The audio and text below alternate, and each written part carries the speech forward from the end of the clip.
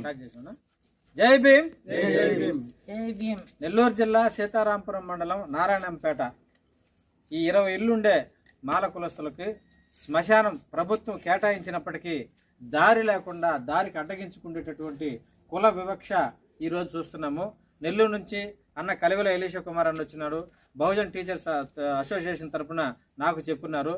మరి 20 ఇళ్లకి గ్రామస్తులందరూ కూడా కేవలం అరెకరమైన మనకి శ్మశానం ఇచ్చినప్పటికీ ఇటు నడిచిపోతేనేమో ఒక 200 మీటర్లు, ఊరు చుట్టూ తిరుక్కొని పోతే 1.5 కిలోమీటరు. కానీ ఊరు చుట్టూ మాలోళ్ళ శవం అయితే రానియకుండా అడ్డుపడుతున్నారు. వీళ్ళైతే కర్రలు కూడా పట్టుకొని అడ్డుపడుతున్నారని చెప్పి గతంలో జరిగినాయి.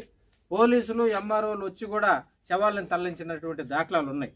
పోనీ దగ్గర రూటు పోదామంటే మా స్థలాల మీదకి మాలోళ్ళ శవం పోకూడదని చెప్పి ఇక్కడ ఉన్నటువంటి పెత్తందారి కులస్తులు అడ్డుకుంటున్నారని చెప్పి